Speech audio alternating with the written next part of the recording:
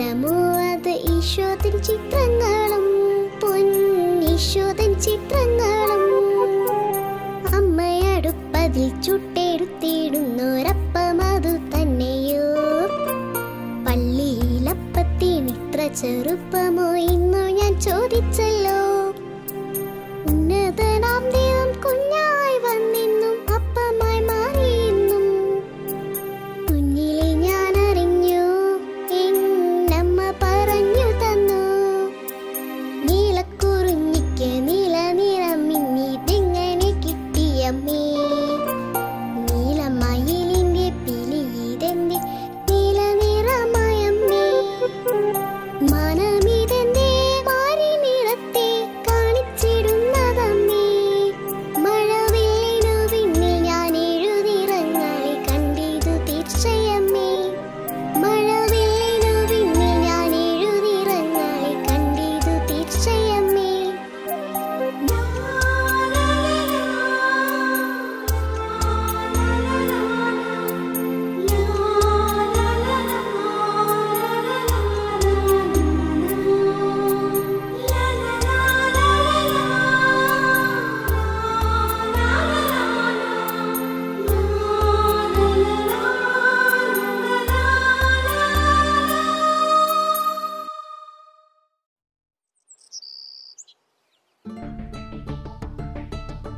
Fuse പോയല്ലേ.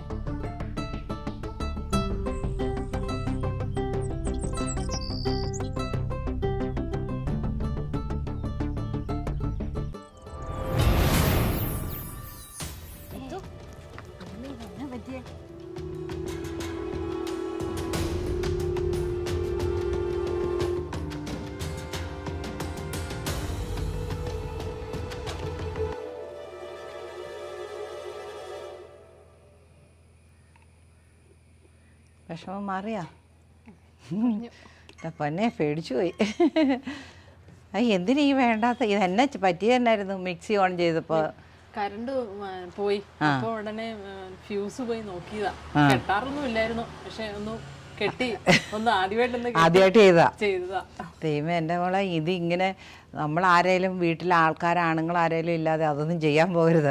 കാരണം ഈ ഫ്യൂസ് കെട്ടാന്നൊക്കെ പറഞ്ഞാൽ അറിയാതെ നമ്മുടെ കൈ എങ്ങാനും അങ്ങോട്ട് ഇതായാലും നമ്മളടിച്ചിപ്പോൾ ആരും ഇല്ലാത്തപ്പോൾ അങ്ങനെ ഒരിക്കലും ഇനി ചെയ്യരുത് കേട്ടോ. ചേച്ചി വന്നതുകൊണ്ട് അതെ, ഞാനിപ്പോൾ അവിടെ പോയിട്ട് പള്ളിയിൽ പോയിട്ട് തിരിച്ചിങ്ങ് പോകുന്ന വഴിയാണ്. അപ്പം എനിക്ക് അപ്പുറത്തെ വീട്ടിലൊന്ന് പോകേണ്ട, മേഴ്സിയുടെ വീട്ടിലൊന്ന് കയറേണ്ട കാര്യമുണ്ട്. അപ്പം അതുകൊണ്ട് ഞാൻ എതിർച്ച ഇതിലെ ഈ ഷോർട്ട് കട്ട് കയറി ഇങ്ങ് പോകുന്നതേ ഉള്ളൂ. നമ്മളിപ്പോൾ ഇപ്പം മിക്സിയൊക്കെ ഓൺ ചെയ്ത് പ്രവർത്തിപ്പിച്ചുകൊണ്ടിരിക്കുമ്പോൾ പെട്ടെന്ന് അങ്ങ് നിന്നുപോയി. അപ്പം നമ്മൾ ഓർക്കും സ്വിച്ച് അല്ലെ അതായിരിക്കും, അല്ലെങ്കിൽ ഇതിൻ്റെ മോട്ടർ കേടായതായിരിക്കും ഒക്കെ. ഇത് മൊത്തം പോയി അല്ലേ, മൊത്തം പോയി. അതാണ് ഫ്യൂസേ പോയി നോക്കാൻ കാരണം. അപ്പം നമ്മളിങ്ങനെ മനസ്സിലാക്കണം, ഈ കറണ്ട് എന്നൊക്കെ പറയുമ്പോൾ നമ്മളിപ്പോൾ ഈ വീട് മുഴുവനും കറണ്ട് ഉണ്ട് ശരിക്കും അല്ലേ. നമ്മളൊരു വീട് പണിയുമ്പോൾ നമ്മൾ ആദ്യം ചെയ്യുന്ന പണി തന്നെ കെട്ടിടമൊക്കെ സ്ട്രക്ചറൊക്കെ ആയി കഴിയുമ്പോൾ പിന്നെ നമ്മൾ കറണ്ടിൻ്റെ എല്ലാം വയറിങ് എല്ലാം ചെയ്യും. എന്നിട്ട് നമ്മൾ ഇലക്ട്രിസിറ്റി ഓഫീസിൽ കൊണ്ടുപോയി അപേക്ഷ കൊടുത്ത് നമ്മൾ ആ കറണ്ട് സപ്ലൈക്കുള്ള അനുവാദം നമ്മൾ മേടിച്ച് വെച്ച് അത് കിട്ടിക്കഴിഞ്ഞാൽ പിന്നെ നമ്മുടെ വീട്ടിൽ കറണ്ടുണ്ട്, എപ്പോഴും ഉണ്ട് കറണ്ട്. പിന്നെ അതിനെന്തെങ്കിലും തടസ്സം വരുമ്പോഴാണ് അത് ബ്ലോക്കായിട്ട് നമുക്ക് കിട്ടാതെ പോകുള്ളൂ. അന്നേരം നമുക്കറിയാം എവിടെയെങ്കിലും ഒരു കേട് പറ്റി അല്ലെ ചെറുതായിട്ടൊരു വീസ് പോയി അന്നേരം നമുക്കത് ചെയ്യാം.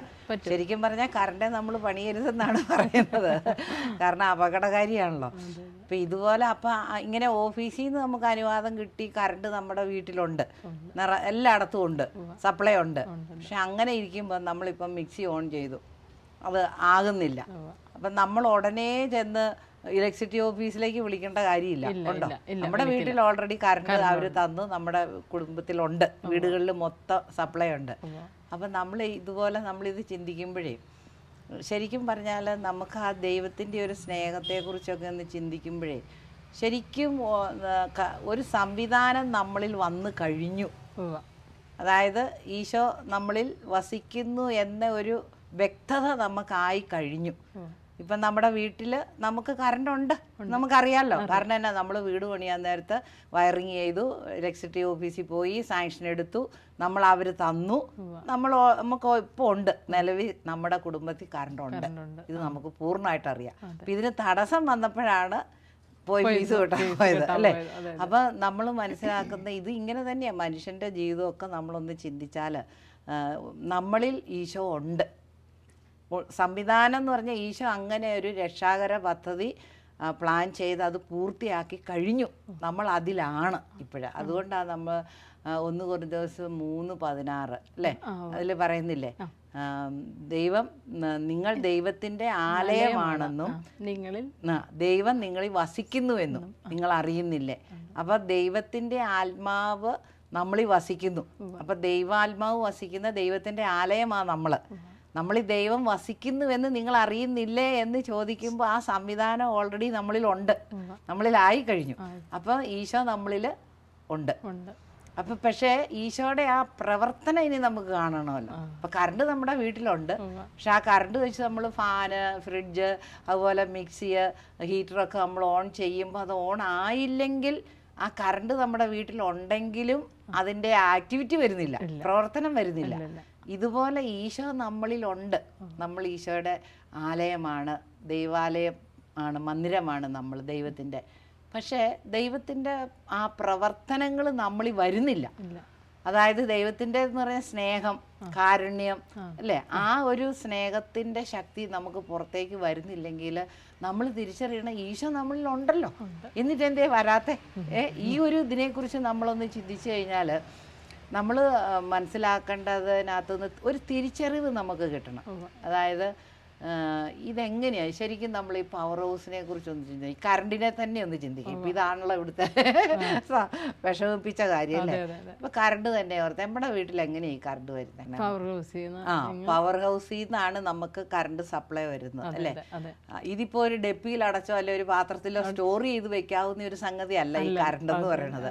അത് ഉൽപ്പാദിപ്പിക്കുന്നു, അവിടുന്ന് അത് കമ്പി വഴി ഓരോ സ്ഥലങ്ങളിലേക്ക് പല വോൾട്ടേജിൽ നമുക്ക് കിട്ടിക്കൊണ്ടിരിക്കുക.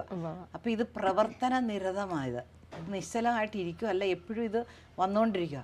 പിന്നെ ഈ കറണ്ടിൻ്റെ ഒരു പ്രത്യേകത നമ്മളൊന്ന് ഓർത്ത് നോക്കിക്കേ. ഈ കറണ്ടിനെ നമുക്ക് നോക്കി കാണാൻ പറ്റുമോ? ഇല്ല. കറണ്ടിന് മണമുണ്ടോ? ഇല്ല. കറണ്ടിന്റെ രുചി അറിയാവോ? ഇല്ല, അറിയാൻ പറ്റില്ല. ഇപ്പൊ അറിഞ്ഞു അല്ലേ. കറണ്ടിന്റെ രുചി അറിയണമെങ്കിൽ കറണ്ടെ തൊട്ട് നോക്കണം. അല്ലാതെ കറണ്ടെ നമ്മൾ ചെന്ന് നോക്കിയിട്ട് കാര്യമില്ല, അത് മണത്ത് നോക്കിയിട്ട് കാര്യമില്ല, അത് തൊട്ട രുചി അറിയാം ഇല്ലേ. അങ്ങനെയാണ് കറണ്ടിന്റെ പ്രത്യേകത. അപ്പം നമ്മളൊരു കാര്യം മനസ്സിലാക്കണം, കറണ്ടിനെ നോക്കി പ്രവർത്തിപ്പിക്കാൻ പറ്റില്ല. പിന്നെ കറണ്ടിനെ ചെന്ന് നമ്മളൊന്ന് മണത്ത് നോക്കി പ്രവർത്തിപ്പിക്കാനും പറ്റില്ല. കറണ്ട് പ്രവർത്തിക്കണമെങ്കിൽ നമ്മൾ എന്ത് ചെയ്യണം? നമ്മളൊരു ടച്ചിങ് വേണം, ഒരു സ്പർശനം കൊടുക്കണം അല്ലേ. ഒന്നീ സ്വിച്ച് ഓൺ ചെയ്യണം. ഏതിൻ്റെ സ്വിച്ച് ഓൺ ചെയ്താലേ അത് പ്രവർത്തന നിരതമാകുള്ളൂ. അപ്പോൾ ഈ പവർ ഹൗസിൽ നിന്ന് വരുന്ന കറണ്ട് കമ്പി വഴി നമ്മുടെ വീട്ടിനുള്ളിലേക്ക് എത്തി സ്വിച്ചിൽ ഉണ്ട്. അത് ഓൾറെഡി സംവിധാനം ചെയ്യപ്പെട്ടിരിക്കുക അല്ലേ, സെറ്റപ്പായി. അത് ഇനി നമ്മളൊരു ടച്ചിങ്ങേ നമുക്ക് ആവശ്യമുള്ളൂ. മിക്സി ആണേലും ഒരു ടച്ചിങ് അല്ലെങ്കിൽ ഒരു നോബ് തിരിക്കണു, ബൾബാണെങ്കിലോ ഒരു സ്വിച്ച് ഓൺ ചെയ്യും, നമ്മളൊരു ടച്ച് ചെയ്യുന്നു, ഒരു വിരലിൻ്റെ ആവശ്യമുള്ളൂ നമുക്കത്. അപ്പോൾ എവിടുന്ന് ഈ പവർ ഹൗസിൽ നിന്ന് അല്ലെ അത് ഉൽപ്പാദിപ്പിക്കുന്ന പവർ, ഈ ഇലക്ട്രിസിറ്റി അത് കമ്പി വഴി ഇത് വരിക. അപ്പോൾ ഇതിൻ്റെ ഒരു പ്രത്യേകത എന്നാന്ന് ചോദിച്ചാൽ ഇതിനൊരു ഗുഡ് കണ്ടക്ടർ വേണം. അതായത് ഈ പാസ് ചെയ്യാൻ, കറണ്ടിന് പാസ് ചെയ്യാൻ വേണ്ടി ഒരു വസ്തു ആവശ്യമാണ്. അത് എല്ലാ വസ്തുക്കളിലൂടെയും ഇത് പാസ് ചെയ്യാൻ കറണ്ടിന് നമ്മൾ പറയും ഗുഡ് കണ്ടക്ടർ എന്നാണ് പറയുന്നത് അതിന് അല്ലേ. കമ്പി വേണം, അത് ഒന്നുകിൽ കോപ്പറാന്ന് തോന്നുന്നു, കോപ്പർ അല്ലെ അലുമിനിയം അല്ലേ, ഇതിലൂടെയൊക്കെയാണ് ഇത് പാസ് ചെയ്യുള്ളൂ. അപ്പോൾ ഇങ്ങനെയുള്ള ഈ ഒരു മീഡിയേറ്റർ ഉണ്ട് അവിടെ. ഈ ഒന്നീ കോപ്പർ ആയിരിക്കും അല്ലെ അലുമിനിയം ആയിരിക്കും. അപ്പോൾ ഈ മീഡിയേറ്ററിലൂടെ ഈ പവർ ഹൗസിൽ നിന്ന് ഈ കറണ്ട് നമ്മുടെ വീട്ടിൻ്റെ ഉള്ളിലേക്ക് പ്രവർത്തിച്ചുകൊണ്ട് അവിടെ ഇരിക്കുക. അതവിടെ ഉണ്ട് ഓൾറെഡി. നമ്മളൊന്ന് തൊടണം, ഒന്ന് ടച്ച് ചെയ്യണം. സ്വിച്ചാണെ സ്വിച്ച് ഒന്ന് ടച്ച് ചെയ്യുമ്പോൾ അവിടെ ഒരു സ്പർശനം ഉണ്ടാകും. സ്പർശനം എന്ന് പറയുന്നത് ആ സ്വിച്ചിൻ്റെ ഉള്ളിൽ രണ്ട് സംഗതികൾ തമ്മിൽ കൂട്ടിമുട്ടുക. അവിടെ അവർ തമ്മിലൊന്ന് സ്പർശനം വരുമ്പോഴാണ്, അത് നമ്മൾ കാണുന്നില്ല, അത് സ്വിച്ച് ബോർഡിനകത്തായിരിക്കുന്നത്. അപ്പം ഈ പവർ ഹൗസിൽ നിന്നുള്ള കറണ്ട് കമ്പി വഴി, ഗുഡ് കണ്ടക്ടർ ആകുന്ന ആ കമ്പി വഴി അത് നമ്മുടെ വീട്ടിൽ വന്ന് ഇരിക്കുമ്പോൾ അവിടെ വിച്ഛേദിച്ചിരിക്കുന്നതിനെ കൂട്ടിമുട്ടിക്കുക, സ്വിച്ച് ഓൺ ചെയ്യുക എന്ന് പറയുമ്പോൾ. അപ്പം ഇതിനൊരു സ്പർശനത്തിൻ്റെ ആവശ്യമുണ്ട് ഈ പ്രവർത്തിക്കാൻ വേണ്ടിയിട്ട്. ഇനി നമ്മുടെ ഈശോയുടെ സ്നേഹം ഒന്ന് ചിന്തിച്ചു നോക്കിയേ. ഈശോ ആകുന്ന ആ പവർ ഹൗസ് അത് സ്നേഹത്തിൻ്റെയാണ്, കാരുണ്യത്തിൻ്റെയാണ്, ശക്തിയുടെയാണ്. ആ പവർ ഹൗസിൽ നിന്ന് ഈ ഗുഡ് കണ്ടക്ടർ വഴി വേണം നമ്മളിലേക്ക് എത്താൻ, അല്ലേ? ഏതാ ഗുഡ് കണ്ടക്ടർ? ഈശോയുടെ സ്നേഹം, ശക്തി, കാരുണ്യം ഇതെല്ലാം നമുക്ക് കിട്ടണം. ഈശോ തരാമെന്നും പറഞ്ഞിട്ടുണ്ട്. ഞാൻ നിന്നിലും നീ എന്നിലും വസിക്കുമെന്ന് ഈശോ പറഞ്ഞിട്ടുണ്ട്. നമ്മൾ ദൈവത്തിന്റെ ആലയമാണെന്നും പറഞ്ഞിട്ടുണ്ട്. പക്ഷെ എവിടെ ഒരു ടച്ചിങ് ആവശ്യമുണ്ട്. അപ്പൊ എങ്ങനെയാണ് ഈശോയുടെ ഈ സ്നേഹത്തിന്റെ ശക്തി നമ്മളിലേക്ക് കടന്നു വരുന്നത്? ആ ഗുഡ് കണ്ടക്ടർ ഏതാ? അതിനൊരു വചനം പറഞ്ഞുതരാം. റോമാക്കാർക്ക് എഴുതിയ ലേഖനം 5:5 അത് വായിക്കുമ്പോൾ അതിനകത്ത് എഴുതിയിരിക്കുന്നത്, പ്രത്യാശ നമ്മെ നിരാശരാക്കുന്നില്ല, കാരണം നമ്മിലേക്ക് ചൊരിയപ്പെട്ടിരിക്കുന്ന പരിശുദ്ധാത്മാവിലൂടെ ദൈവത്തിൻ്റെ സ്നേഹം നമ്മിലേക്ക് ചൊരിയപ്പെട്ടിരിക്കുന്നു. അപ്പം നമ്മിൽ എന്തുണ്ട്? പരിശുദ്ധാത്മാവിനെ നൽകിയിട്ടുണ്ട് ഈശോ. ഈശോ പറഞ്ഞല്ലോ, ഞാൻ നിങ്ങൾക്കൊരു സഹായകനെ തരാം, ആ സഹായകൻ വന്നു കഴിയുമ്പോൾ നിങ്ങൾ ശക്തി പ്രാപിക്കും, ഞാൻ പറഞ്ഞവയെല്ലാം നിങ്ങൾക്ക് ഓർമ്മപ്പെടുത്തി തരും, ഞാൻ ചെയ്തവയേക്കാൾ കൂടുതൽ നിങ്ങൾക്ക് അപ്പോൾ ചെയ്യാൻ പറ്റും. എപ്പോഴാ? ഈ സഹായകനായ പരിശുദ്ധാത്മാവിനെ നമ്മിലേക്ക് തന്നിട്ടുണ്ട്. അത് നൽകപ്പെട്ടിരിക്കുന്നു. നമ്മിലേക്ക് നൽകപ്പെട്ടിരിക്കുന്ന പരിശുദ്ധാത്മാവിലൂടെ ദൈവത്തിന്റെ സ്നേഹം ചൊരിയപ്പെട്ടിരിക്കുന്നു എന്നാ. ചൊരിയപ്പെട്ടിരിക്കുക, അത് ചൊരിയും എന്നല്ല, ചൊരിയപ്പെട്ടിരിക്കുന്നു. അപ്പൊ ഇത് ഓൾറെഡി സംഗതി എല്ലാം ശരിയായിട്ടിരിക്കുക. അപ്പം നമ്മളിൽ ആരുണ്ട്? പരിശുദ്ധാത്മാവുണ്ട്. നമ്മൾ കൂദാശകളിലൂടെ, മാമോദീസായിലൂടെ നമുക്കിത് ഉണ്ട്, നമ്മളിൽ വന്നു കഴിഞ്ഞു. ഈശോ നമ്മളെ സ്വന്തമാക്കി കഴിഞ്ഞു. ഈ പരിശുദ്ധാത്മാവിനെ നമുക്ക് നൽകിയും കഴിഞ്ഞു. അപ്പം ഇനി ഈ പരിശുദ്ധാത്മാവാകുന്ന ഈ പവറാണ് നമ്മളെ കൊണ്ട് ബാക്കി ഈശോയുടെ പ്രവൃത്തികൾ ചെയ്യിപ്പിക്കാൻ ശക്തി തരുന്നത്. ഈ പരിശുദ്ധാത്മാവാണ്.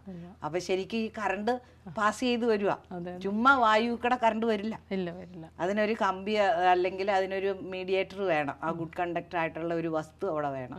അപ്പൊ അങ്ങനെ ഇപ്പൊ ഈശോ സ്വർഗത്തിലെ പിതാവിന്റെ വലതുഭാഗത്തിരിക്കുന്നു, ദൈവത്തിന്റെ ആത്മാവ്, പരിശുദ്ധാത്മാവ്. അപ്പൊ എവിടെ കണക്ഷൻ ഉണ്ട് നമുക്ക്?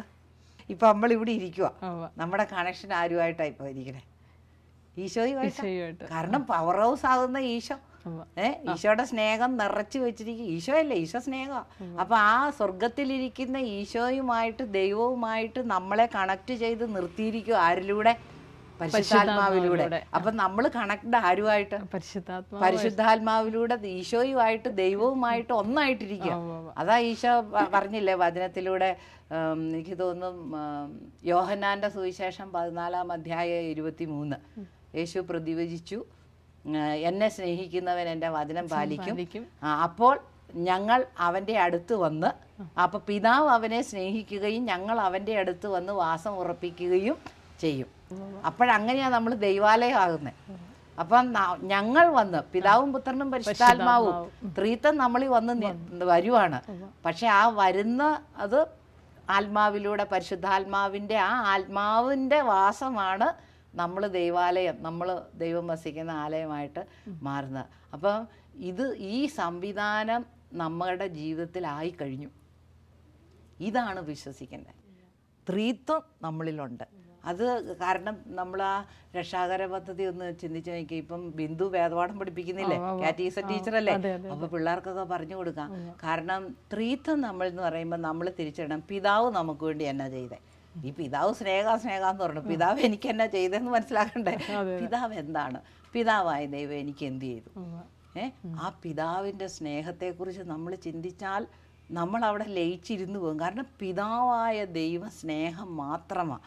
ആ സ്നേഹം കൊണ്ടാണ് നമ്മൾ ദൈവത്തിൽ നിന്ന് അകന്നു പോയിട്ടും അവിടുന്ന് രക്ഷിച്ചെടുത്ത് പിതാവിൻ്റെ ഭവനത്തിലാക്കാൻ വേണ്ടി, സ്വർഗത്തിലേക്ക് തിരികെ കൊണ്ടുപോകാൻ വേണ്ടി പിതാവായ ദൈവം ആഗ്രഹിച്ചതിൻ്റെ ആ സ്നേഹം. അതുകൊണ്ട് പിതാവ് ആ രക്ഷണീയ കർമ്മം നിർവഹിക്കാൻ ആദ്യം മുൻകൈ എടുത്തു പിതാവായ ദൈവം. ആ പിതാവായ ദൈവം നമുക്ക് വേണ്ടി ചെയ്യാനുള്ളത് ചെയ്തു. എന്നിട്ട് രക്ഷിക്കാൻ വേണ്ടി ദൈവം തന്നെയായ ദൈവം പുത്രൻ തന്നെ, ദൈവം തന്നെയാണത്, ആ പിതാവ് തന്നെയാണ്. ആ പിതാവ് പുത്രനായി ഈ ലോകത്തിലേക്ക് മനുഷ്യനായിട്ട് അവതരിച്ച് വന്നിട്ട് ഈ പുത്രനായ ദൈവം നമുക്ക് വേണ്ടി സ്വർഗത്തെക്കുറിച്ച് പിതാവായ ദൈവത്തെക്കുറിച്ച് നമുക്ക് മനസ്സിലാക്കി തന്ന് പീഡ അനുഭവിച്ച് നമ്മളെ പിശാചിന്റെ ബന്ധനത്തിൽ നിന്ന് നമ്മളെ രക്ഷിച്ച് കുരിശുമരണത്തിലൂടെ രക്ഷിച്ചെടുത്തു. ഈശോയുടെ പണി പൂർത്തിയായി, നമ്മളെ രക്ഷിച്ചെടുത്തു. ഈശോ സ്വർഗാരോഹണം ചെയ്തു, ഉയർത്തെഴുന്നേറ്റു. മരിച്ചിട്ട് ഉയർത്തെഴുന്നേറ്റ ഒരേ ഒരു വ്യക്തി ഈശോ മാത്രമേ ഉള്ളൂ. മറ്റൊരു ദൈവങ്ങളെ കുറിച്ച് നമുക്ക് ഇല്ല. അങ്ങനെ മരിച്ചു പോയവർ പോയി, പക്ഷെ മരിച്ചു കഴിഞ്ഞിട്ടും തിരിച്ച് നമ്മൾ കാണപ്പെട്ടതും സ്വർഗത്തിലേക്ക് കയറി പോകുന്നതും കണ്ടത് ഈശോയെ കുറിച്ച് മാത്രമേ ഉള്ളൂ. അപ്പൊ സ്വർഗത്തിലേക്ക് തിരികെ പോയ ഈശോ, പക്ഷെ ഈശോ ഒരു പണി ചെയ്തു. നമ്മളിപ്പോ ഭൂമിയിലാണ്, ഈശോ സ്വർഗത്തില് പിതാവിന്റെ വലതുഭാഗത്തിരിക്കുന്നു. അപ്പം നമ്മളെ ഇവിടെ അനാഥരായി വിടുകയില്ല എന്നാണ് പറഞ്ഞിരിക്കുന്നത്. നിന്നെ ഞാൻ അനാഥനായി വിടുകയില്ല എന്ന് ഈശോ വാഗ്ദാനം ചെയ്തിട്ടുണ്ട്. അപ്പം നമുക്ക് നമ്മളുടെ കൂടെ ദൈവം വസിക്കാൻ വേണ്ടി ആ പരിശുദ്ധാത്മാവിനെ വാഗ്ദാനം ചെയ്തു. അപ്പം പിതാവ്, പുത്രൻ, പരിശുദ്ധാത്മാവ് ത്രിത്വം ചെയ്ത പ്രവൃത്തി, ആ രക്ഷാകർമ്മം നമ്മളിൽ പൂർത്തിയായി കഴിഞ്ഞു. ഈ ലോകത്തിൽ ഈശോ അത് പൂർത്തിയാക്കി കഴിഞ്ഞു. വാഗ്ദാനം ചെയ്ത് പരിശുദ്ധാത്മാവിലൂടെ നമ്മളെ സ്വന്തമാക്കി ഈശോയുടെ അടുത്ത് വെച്ചിരിക്കുക. അപ്പം നമ്മൾ തിരിച്ചറിയണം, നമ്മൾ ഉന്നതത്തിലേക്കാണ് നോക്കേണ്ടത്. കാരണം നമ്മൾ ഉന്നതത്തിൽ നിന്നുള്ള മക്കളായിപ്പോ ദൈവത്തിന്റെ മക്കളാണ് നമ്മൾ. അത് നമ്മൾ ജഡികമായ അല്ലെങ്കിൽ ഒരു ശാരീരിക അഭിലാഷത്തിൽ നിന്ന് നമ്മൾ ഉണ്ടായിട്ടുള്ളതല്ല. ഇപ്പൊ വീണ്ടും പുതിയതാക്കപ്പെട്ടു, പുതിയ സൃഷ്ടിയാണ് നമ്മൾ. ആത്മാവിൽ നിങ്ങൾ വീണ്ടും ജനിക്കുന്നു. അത് ആത്മാവിൽ നിന്നുള്ള ജനനമാണ്, ജഡത്തിൽ നിന്നുള്ള ജഡമാണ്, ആത്മാവിൽ നിന്നുള്ള ആത്മാവാണ്. അപ്പൊ ഇപ്പൊ ശരിക്കും നമ്മൾ ദൈവത്തിന്റെ മക്കളാണ്. എൻ്റെ ഉള്ളിൽ പരിശുദ്ധാത്മാവ് വസിക്കുന്നു, ഞാൻ ആ ത്രിത്വൈക ദൈവത്തിന്റെ ആലയമാണ് എന്ന് പരിപൂർണതയിൽ നമ്മൾ വിശ്വസിക്കണം. അതാ ഈശോ പറയേണ്ടത്, ഞാൻ നിന്നിൽ വസിക്കുകയും നിങ്ങളുടെ ഇടയിൽ ഞാൻ വ്യാപരിക്കുകയും ചെയ്യും. വചനം അങ്ങനെ പഠിപ്പിക്കുന്നുണ്ട്. നമ്മളിൽ വസിക്കുകയും നമ്മുടെ മധ്യേ, നമ്മുടെ ഇടയിൽ. അതാ പറഞ്ഞ 2 or 3 പേർ എൻ്റെ നാമത്തിൽ ഒരുമിച്ച് ചേരുമ്പോൾ അവരുടെ മധ്യേ ഞാൻ ഉണ്ടായിരിക്കും എന്നോർത്ത് നമ്മളിൽ ഇല്ല എന്നല്ല. ഈശോ പറഞ്ഞു, ഞാൻ നിന്നിൽ വസിക്കും. അപ്പൊ ഇതെല്ലാം സംവിധാനം മൊത്തം കർമ്മം ചെയ്ത് കഴിഞ്ഞു. ഇത് വിശ്വസിക്കുന്നവൻ രക്ഷ പ്രാപിക്കും. അതാണ് കർത്താവായ യേശുവിൽ നീ വിശ്വസിക്കുക, നീ നിന്റെ കുടുംബം രക്ഷ. അപ്പൊ യേശുവിൽ വിശ്വസിക്കുക എന്ന് പറഞ്ഞാൽ എന്തുവാ വിശ്വസിക്കണ്ടേ?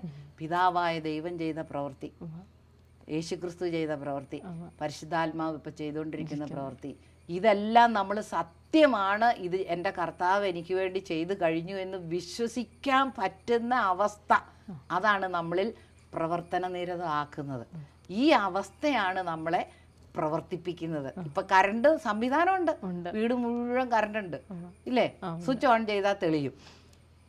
അപ്പൊ ഓൾറെഡി ഉണ്ട് എന്നോർത്ത് നമ്മൾ സ്വിച്ച് ഇട്ടില്ലെങ്കിൽ തെളിയുന്നില്ലല്ലോ. വർക്ക് മിക്സി ഓൺ ആക്കിയില്ലെങ്കിൽ ആകുമോ? പ്രവർത്തിക്കുകയല്ല. അപ്പൊ പക്ഷെ എന്നോർത്ത് കറണ്ട് ഇല്ലെന്നല്ല. ഇപ്പൊ ഈ വീട്ടിനകത്ത് കറണ്ട് ഇല്ലാന്ന് ഞാൻ വിശ്വസിച്ചാലും കറണ്ട് ഉണ്ട്. അപ്പൊ കറണ്ടുള്ളത് കൊണ്ടാണല്ലോ ഇപ്പൊ ഷോക്ക് അടിച്ചു. അപ്പൊ എവിടെയോ ഒരു വിച്ഛേദന, അപ്പൊ ആ കൂട്ടിമുട്ടല്, ആ ഒരു ഫ്ലോയ്ക്ക് തടസ്സം ഉണ്ടാകാൻ പാടില്ല. അപ്പൊ അവിടെയാണ് പ്രശ്നം വരുന്നത്. അപ്പൊ ഈ സംവിധാനം ഉണ്ട് എന്ന് എനിക്ക് വേണ്ടി, എൻ്റെ രക്ഷയ്ക്ക് വേണ്ടി, എൻ്റെ ഈ ലോകത്തിലെ സ്വർഗീയമായ ഒരു അനുഭവ ജീവിതത്തിന് വേണ്ടി കർത്താവ് എനിക്ക് വേണ്ടി എല്ലാം ഒരുക്കി വെച്ച് കഴിഞ്ഞു എന്ന് ഞാൻ വിശ്വസിക്കുമ്പോഴാണ്, എബ്രായ ലേഖനത്തിലൊക്കെ നമ്മൾ വായിക്കുന്നില്ലേ, വിശ്വാസം നമുക്ക് കാണുന്നതല്ല, കാണാത്തത് അതുണ്ട് എന്ന് ആ ഉറപ്പിലുള്ള വിശ്വാസം. അപ്പം ഈ ഉറപ്പാണ്. എൻ്റെ ഈശോ എല്ലാം ചെയ്തു എനിക്ക് വേണ്ടി. ഇപ്പം എൻ്റെ ഉള്ളിലുണ്ട്, എൻ്റെ ഇടയിലുണ്ട്. ഞാൻ നിന്നിൽ വസിക്കുകയും നിങ്ങളുടെ ഇടയിൽ വ്യാപരിക്കുകയും ചെയ്യും. അപ്പം നമ്മുടെ ഇടയിലുണ്ട്, നമ്മുടെ ഉള്ളിലുമുണ്ട്. അപ്പം ഈ ഒരു രക്ഷാകര കർമ്മം ഈശോ പൂർത്തിയാക്കി കഴിഞ്ഞു. പിതാവ് ചെയ്യാനുള്ള ചെയ്തു, പുത്രൻ ചെയ്യാനുള്ള ചെയ്തു, പരിശുദ്ധാത്മാവ് ചെയ്യാനുള്ള ചെയ്തു. എന്നിട്ടും നമ്മൾ പിന്നെ ഇരിക്കുക, എൻ്റെ വീട്ടിൽ കറണ്ടും ഇല്ല, അതുമില്ല, ഇതുമില്ല, എനിക്കൊന്നുമില്ല. നമ്മൾ യാചിച്ചുകൊണ്ടിരിക്കുക ഇപ്പോഴും. കാരണം ഈശോ നമ്മളെ സ്നേഹിക്കുന്നു, നമുക്ക് സകല അവകാശങ്ങളും തന്നു. ദൈവത്തിൻ്റെ കൂട്ടവകാശിയാക്കി വെച്ചിരിക്കുക. അപ്പം ഈ കൂട്ടവകാശത്തിൽ എല്ലാ അവകാശങ്ങളും നമുക്കുണ്ട്. ഇനി നമ്മൾ പറഞ്ഞാൽ മതി, ഇപ്പം അപ്പൻ എൻ്റെ പേരിൽ മുതൽ എഴുതി വെച്ചിട്ടുണ്ടല്ലേ, എൻ്റെ ഈ വീട് ഇപ്പം ബിന്ദുവിൻ്റെ സ്വന്തം, ഈ വീട്ടിലെ സർവ്വസാന്ദ്രവും ബിന്ദുവിനുള്ളതാ അല്ലേ. ഇനി ഇവിടെ നിന്നേച്ച് എനിക്ക് ഞാൻ ആ മിക്സി ഒന്ന് ഓൺ ചെയ്തോട്ടെ, അല്ലെങ്കിൽ ഞാൻ ഇച്ചിരി ചോറെടുത്ത് ഉണ്ടോട്ടെ എന്ന് ആരോടെങ്കിലും ചോദിക്കും അല്ലേ.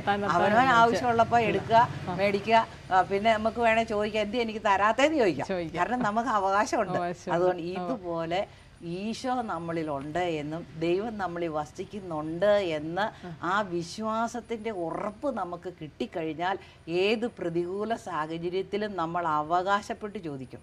അതാണ് വചനം പറഞ്ഞ് പ്രാർത്ഥിക്കണം എന്ന് പറയുന്നത്. വചനം പറഞ്ഞ് പ്രാർത്ഥിക്കണം. നമുക്കൊരു പ്രശ്നമൊക്കെ പറയുമ്പോൾ നമ്മൾ ശക്തമായിട്ട് വചനം പറയണം. ഈശോയെ, നീ പറഞ്ഞിട്ടുണ്ടല്ലോ, നിന്നെ ഞാൻ അനാഥയായി വിടുകയില്ല, ഞാൻ നിന്നോട് എപ്പോഴും ഉണ്ട്, യുഗാന്തം വരെ ഞാൻ നിന്റെ കൂടെയുണ്ട്, നീ ഭയപ്പെടണ്ട, നിന്റെ ഹൃദയം അസ്വസ്ഥമാകണ്ട എന്ന് പറഞ്ഞിട്ടുണ്ടല്ലോ. എൻ്റെ ഹൃദയം എന്തേ അസ്വസ്ഥമാകുന്നു, എനിക്ക് ദുഃഖം വരുന്നു, നീ എന്നെ രക്ഷിക്ക, നീ എന്നെ രക്ഷിക്കുക, എനിക്ക് അവകാശമുണ്ട് ചോദിക്കാൻ.